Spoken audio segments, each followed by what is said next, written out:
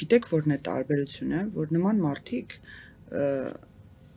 պետության հետ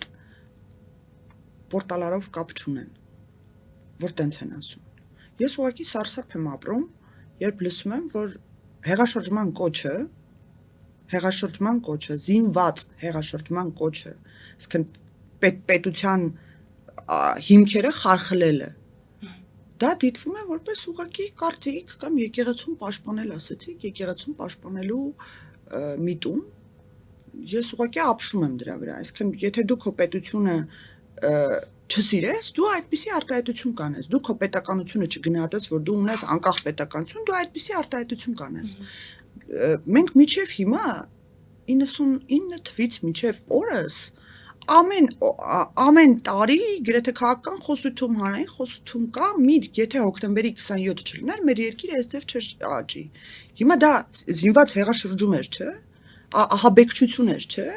Ուզում եմ հասկանալ, դա արդարացնում եք, դրա կոչը արդարացնում եք, ես չեմ կարող պատկերացնել մարդկանց, որոնք որ հիմա ես հենց ազատ խոսում եմ, որ դա արդեն դատավճիռ կա։ Համեմատության մեջ են դնում պատժի խստությունը։ Եկեք համեմատության մեջ դնենք գողության, չգիտեմ, սպանության, այլ խստություններ ու ասենք այս հանցակազմը կա հստակ հանցակազմերի տարբերակվածություն ըստ պատիժների։ Այդ պատիժը ունի, կարծեմ, շատ վարչական տուգանքից մինչև 5 տարի ազատազրկում։ Դատարանը որոշել է այն, ինչ որոշել է, ես դրա հետ որոշ առնչություն չեմ կարող ունենալ։ Եվ երրորդ հատվածը, նշեցիք, պաշտպանել են եկեղեցուն կամ ուղղակի ասում են հայրենասիրության դրսևորում է, ես չեմ ընդունում, որ հայրենասիրության դրսևորում կարող է համարվել պետությունում զինված հեղաշրջման կոչը, ու ոչ միայն մեկ անգամ, երկու անգամ, երեք անգամ, հանրային, հետո դատավճիռից հետո էլ չփոշմանել դրա համար, ասել լավ եմ արել, էլի եմ անելու, դա ժողովրդավարության դեմ գործիքներ են։ Իսկ ինչ վերցնում եք համեմատության մեջ այլ անձանց հետ, եթե մեկը հանցակազմը կատարել է, մյուսը ավելի մեծ եւ ավելի ծանր հանցագործություն է արել, մյուսի քննությունը դեռ ընթանում է, որ մեզ մեկին պետք է ասենք լավ, ձեզ ընդհանրապես պետք չի իրավական մեխանիզմներով կամ իրավական ճանապարհով լուծել ձեր հանցանքի հարցը, պետք է աչք փակենք բոլոր մնացածի վրա, եկեք հանրապետությունում փակենք բոլոր քննչականները, դատախազությունները, դատարանները, որտեղ Ռոբերտ Քոչարյանն ու Սերժ Սարգսյանը ըստ ժողովրդի եւ ըստ ոմանց ամենածանր հանցագործություններն են կատարել պետության նկատմամբ։ Եկեք տենց անենք, մինչեւ իրանք չդատվեն, նրանք ոչ մեկ չդատվեն։ Ես այդ տարանջատվածությունը կամ հանրային գործիչներ, եթե դու հանրային մարդ ես եւ հանրային խոսք ունես կամ ծանրակշիռ խոսք ունես, քո հանդեպ պետքա պետության մեխանիզմները, օրենքները չգործեն, ինչա թե դու բարերար ես, ինչա թե դու հոգեվորական ես, ես չեմ ընդունում այդ տրամաբանությունը։ Տիկին Մինասյան, իսկ Վարդան Ղուկասյանի հայտարարությունները, օրինակ, երբ որ նա ասում է, որ այո, միութենական պետության կազմում կարող են լինել Բելարուսի օրինակով, սա պետության դեմ հայտարարություն չէ։ Սա ինքնիշխանության դեմ հայտարարություն է, սուվերենության դեմ հայտարարություն է, բայց երևի 3-4 անգամ հետո ասուլիս է հրավիրում, որ մաքրագործի իր ասածները, ասի ես տենց էդի նկատի չեմ ունեցել, Հայաստանը պետք է անկախ լինի, հետո գնում է Գյումրիի տոնին մի հատ էլ անկախ Հայաստան երգ է երգում, ինչա թե համոզի իր ասածի եղկելիությունը այդքան էլ եղկելի չի, էլի։ Ես իրապահ համակարգի աշխատանքին պատասխանատվություն չեմ կրում այս բանին, այսինքն ես չեմ բայց զայրույթ ունեք որպես իշխանության ներկայացուցիչ կամ Հայաստանի Հանրապետության քաղաքացի։ Ինչ ունեմ։ Զայրույթ ունեք։ Օրինակ ես որպես լրագրող ես ջղայնանում եմ այդպիսի հայտարարություններից։ Ես գիտեք մշտապես կարծել եմ, որ նման հայտարարությունները մաքրագործում են, լյուստրացիայի են ենթարկում քաղաքական դաշտը։ Եվ պետք է թողել այդ մարդիկ խոսեն, որպեսզի հասարակությունը հասկանա իրենք ում են բերել, ինչ են բերել իրենց գլխին։ Եվ ոչ միայն Գյումրու քաղաքացին հասկանա, այլ նաև մեր հայ ժողովրդի յուրաքանչյուր անձ հասկանա ինչի մասին է խոսքը, ինչ տեսակի քաղաքական ուժերի կոալիցիայի մասին կարող է խոսք գնա, որովհետև եկեք ընդունենք, որ Վարդան Ղուկասյանը, Ռոբերտ Քոչարյան, Սերժ Սարգսյան, Ռոբերտ Քոչարյան, Սերժ Սարգսյանի sense ընդհանուր տրամաբանության ծիրում է եղել եւ նրանք են բերել իրան քաղաքապետ սարքել։ Նրանք են եղել քաղաքապետի տեխնացուի ջատագովները եւ աջակիցները։ Հիմա նույն բանը կրկնվելու է համապետականին։ Նրանք ելի բաժանվելու են ճյուղերի, ընտրելու են մարդկանց, որոնք ծանոթ չեն հասարակությանը դեմքերը, առնվազն այդքան զզվելի չեն, ինչքան իրենց դեմքերը,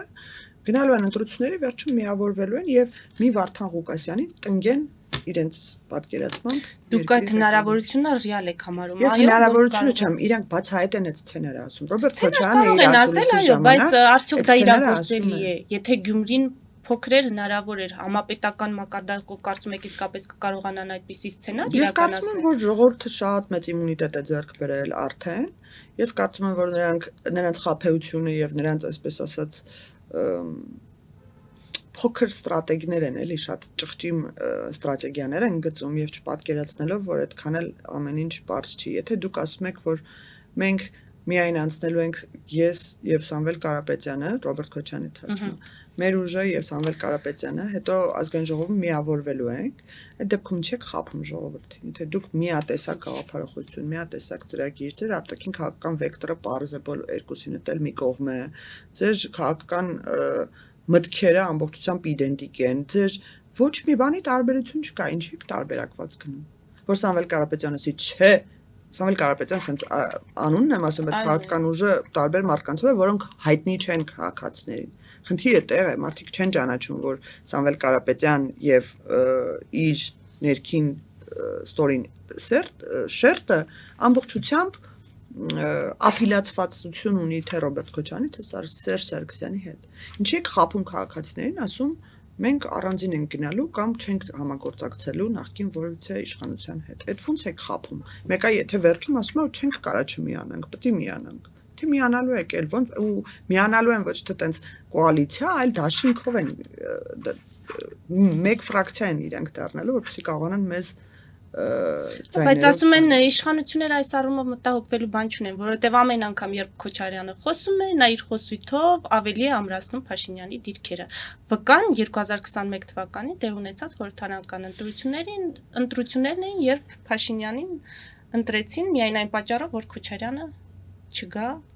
Ես ձերդ չեմ համաձայնվի, որ Նիկոլ Փաշինյանին ընտրել են միայն այն պատճառով, որ Քոչարյանը չկա, այդպիսի պատճառ եղել է։ Պատճառաբանություն իհարկե կա եւ դա կներեք Ռոբերտ Քոչյանը մտածի դրա մասին, իր ատելության չափը ինչ հսկայական է, որ դրանից հետո քաղաքացիները սարսափած գնում են ընտրատեղամասեր, իսկ ինչ վերաբերվում է իշխանությունները մտահոգվելու բան չունեն, իշխանությունները մտահոգվելու բան իտակ չունեն։ Իշխանությունները ունեն հստակ քաղաքական օրակարգ, որը չունի ոչ մի քաղաքական ուժ։ Խնդրում եմ ինձ տվեք մի ուժի ներկայացուցիչ քաղաքական գաղափարախոսություն, որը 26 թվին նորություն է եւ ի հայտ է գալու եւ մենք փորձենք այդ մարդկանց հետ ինչ-որ adekvat քննարկում ունենանք։ Ամբողջ դաշտը եւ բոլոր քաղաքական ուժերը ոչ միայն իրենց քաղաքական օրակարգ չունեն, իրենց գիծը չունեն, չեն ասում ինչ պետքա փոխենք, ինչ պետքա առաջարկ չունեն այս ժողովրդին։ Միայն ասում են օգոստոսի 8-ը։ Դե քննադատում են մեր առաջարկը։ Այսինքն մի ամբողջ դաշտ լծված է իշխանության առաջարկի քննադատության վրա, որը մեռելացին գործընթաց է, որտեղ այս հանրությունը իր աչքի առաջ ունի տեսնելու այդ արդյունք գաղափարախոսության եւ առաջարկի իրականությունը, այսինքն տեսնում է, չէ՞, ինչ է կատարվում։ Այստեղ մտածելակերպի խնդիր է, այսինքն այդ մարդիկ չեն կարողանում ավելի լավ բան մտածել, կազմել, առաջարկել, թե պարզապես այն ինչ կա, այսինքն ինչի հասել է իշխանությունը, այս պահին այլընտրանք չունի, նաև հաշվի առնելով աշխարհակաղակական իրավիճակն ու զարգացումները օրորի։ Այլընտրանք միշտ կա, բայց այդ այլընտրանքը մեր ժողովուրդը մերժել է։ Այն այլընտրանքն է, ինչ առաջարկում է Ռոբերտ Քոչյանը, վերադառնալ անցյալ։ Այն առաջարկն է, ինչ առաջարկում է Դաշնակցությունը, ողբալ, սքալ եւ միայն անցյալի ծիրուն դիտել Հայաստանի ապագան։ Այն առաջարկն է, ինչ առաջարկում է Հանրապետական կուսակցությունը, երկու աթոռի վրա նստել, երբեմն տենց դիվանագիտական տերմինոլոգիա օգտագործել, որպեսզի հասարակության ուղեղ լվանալ ու անընդհատ ասել Արցախ, Արցախի հանրապետություն, բայց իրականում բանակցել Լեռնային Ղարաբաղի տարածքները, Լեռնային Ղարաբաղից 7 շրջանները հանձնելու շուրջ։ Այն առաջարկն, այսինքն բոլորը մերժված են այս հասարակության կողմից։ Իրանք անցյալի քաղաքական ուժեր են, իրանք ողբերգության կապիտալիզացնող ուժեր են։ նոր քաղաքական միտք չեն կարող ծնել, որտեղ իրենք ծնվել են ողբերգության հաշվին, իրենք ծնվել են կոնֆլիկտի հաշվին։ Իրենց ուռա հայրենասիրությունը աշխատել է միայն կոնֆլիկտի պարագայում, երբ սահմանին զինվոր էր զոհվում, երբ ամեն օր մենք ահուս արսափը սրտների սպասում էինք, որ հեսա նորից ինչ-որ էսկալացիա է սկսվելու։ Իրանք դրա կապիտալիզացնողն են, դրանից դուրս իրանք ոչ մի բան չեն կարող անել։ Պետք չի մեղադրել 35 տարի մենք եղել ենք կոնֆլիկտի մեջ եւ այդ մարդիկ դրա մեջ են ապրել,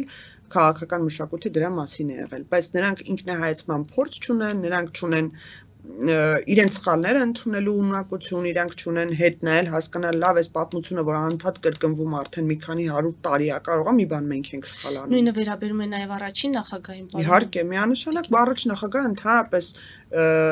ես հետ կամ մարդը տենց տրանսֆորմացնելու հնարավորություն ունի 360 աստիճան, 180 աստիճան իր մտքերը փոխելու, կամ ինքը ի սկզբանե եղել է այդ հոգեբանությամբ, ուղղակի խաբել է բոլորիս, որ պատերազմ թե խաղաղությունը վերաբերվում էր իրականում փոխզիջումային տարբերակին, որտեվ հիմա ինչ խոսում է առաջին նախագահ կամ առաջին նախագահի քաղաքական ուժը իդենտիկ է դաշնակցության խոսույթի հետ, իդենտիկ թուրքապատակ, վիլայեթացում, թուրքացում, բայց մարդիկ գլուխ են գովում զուգահեռաբար, որ իրենց օրոք 94 թվականին, 93 թվականին իրենք կարողացել են Թուրքիայի հետ այնպես բանակցել, որ Թուրքիան Հայաստան ցորեն ուղարկի։ Ոնց կարող ես այդ նույն զուգահեռի շուրջ ասել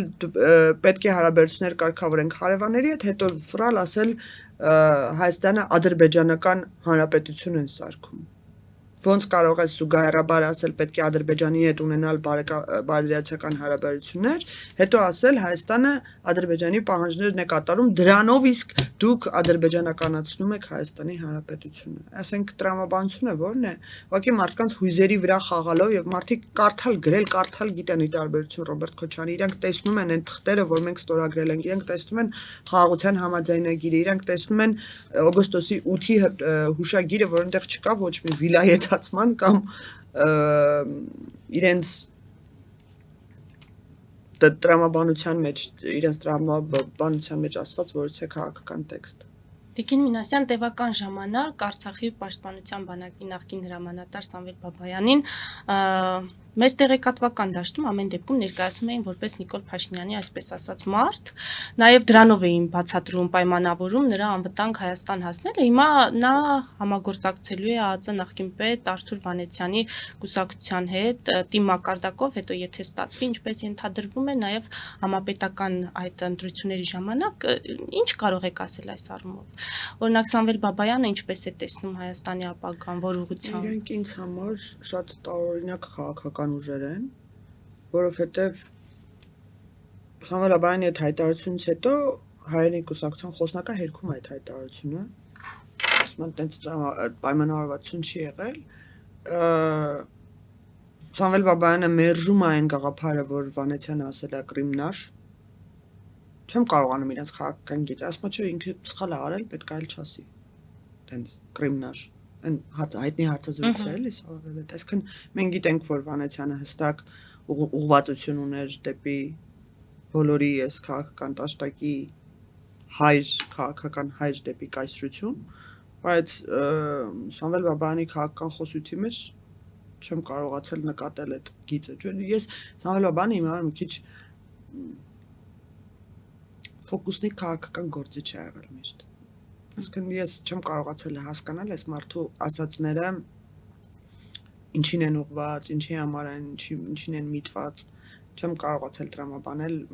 հնարավոր է, որտեղ շատ է փոփոխական։ Իսկ ընդհանուր առմամբ ասել, որ Ռուսաստանի շահերը սպասարկելու միտում ունեցող այդ քաղաքական ուժերի միջև մրցակցությունն իսկապես իրական է եւ իրենք մրցակցում են այդ ընտրազանգվածին ունենալու համար։ Մրցակցությունը իրական չի, որովհետեւ նրանցից յուրաքանչյուրի համար ավելի ձեռնտու են իրանցից որևէ մեկը, քան մենք։ Այսինքն իրանք կարող են պայմանավորվել Սերժ Սարգսյանը Ռոբերտ Քոչարյանի հետ, Ռոբերտ Քոչարյանը Սամվել Կարապետյանի հետ, Սամվել Կարապետյանը Վանեցյանի հետ։ Իրանք բոլորը կամ այնտեղ են Մար Հայաստան դաշինքները, օրը մի հատ Թաթոյանն նայեք։ Այսինքն օրը մի հատ ստեղծվում է եւ իրանք բոլորը մի գիծ են բռնել, նախ աբստրաֆել Ռուսաստանի Դաշնությունից։ Շատ հետաքրքիր ոչ մեկ Ռուսաստան բառը չի ասում։ Ոչ մեկ։ Մենակ ասում են մեր ռազմավարական գործընկերության դաշտ պետք է վերադառնանք, ավանդական ռազմավարական գործընկերության դաշտ, որտեղ հասկանում են հասարակությունը ինչ պաշտպանողական շերտ ունի Ռուսաստանի Դաշնություն կամ Ռուսաստան արտահայտությունից, նրանք ասում են, նրանք բոլորը այդ մի ծիրում են գտնվում, այդ նույն տրամաբանության մեջ են գտնվում, բայց իրանք իրար մեջ կարող են պայմանավորվել, մեր հետ ոչ։ Մեր հետ մենք իրանց գույքը գնում ենք իրանց գույքի հետևից, ոնց կարող են մեր հետ պայմանավորվել։ Իրանք պետք է ամեն ինչ անեն, որ մենք չլինենք, մնացածը իրանք իրար մեջ կարան պայմանավորվեն հետագայում, բայց այդ տրամաբանությունը չեմ հասկանում էլի, եթե բոլորով առաջադրվելու են, հետո հասկանան ով ինչքան ձեն հավաքի, վերջում խորհրդանակ անցնելուց հետո արդեն կոալիցիա կազմեն, որպեսզի մեզնից շատ ձայներ հավաքեն։ Բայց չեն հասկանում, որ իրենք իրարից են ձայներ տանում։ Իրենք իրար դուսկան ընդդիմադիր հատվածը հասարակության մի տաշտակի մեջ է, էլի։ Ու հասարակության մոտ էլ հակադրություն, օրինակ Ռոբերտ Քոչարյանի աջակիցները կարող է չսիրեն Սերժ Սարգսյանի աջակիցներին կամ հակառակը, բայց միևնույնն է, նրանք էլ գիտեն, որ միավորվելու են իրար հետ։ Ամփոփելով Տիկին Մինասյան,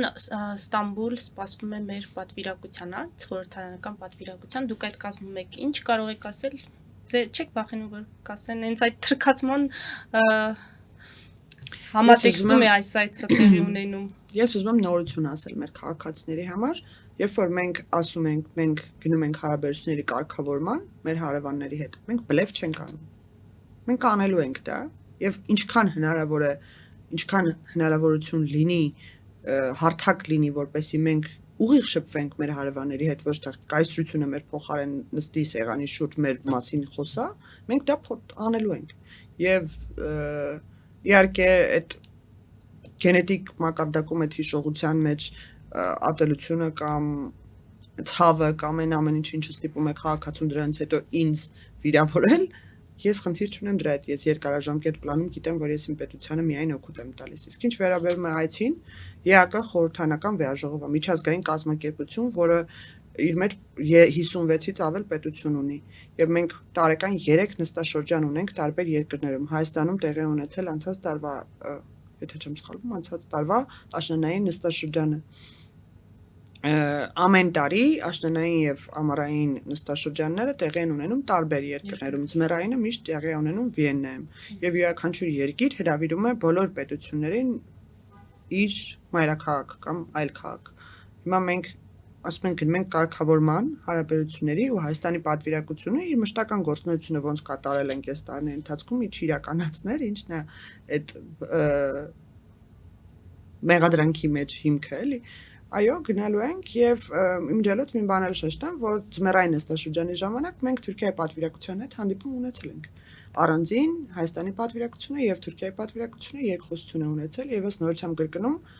մենք հնարավոր բոլոր հարթակները օգտագործելու ենք, որպեսզի մեր մտքերը եւ մեր տեսլականը իրար հայտնի դարձնենք մեկ-մեկու ոչ թե մեր փոխարեն ուրիշները բանակցեն։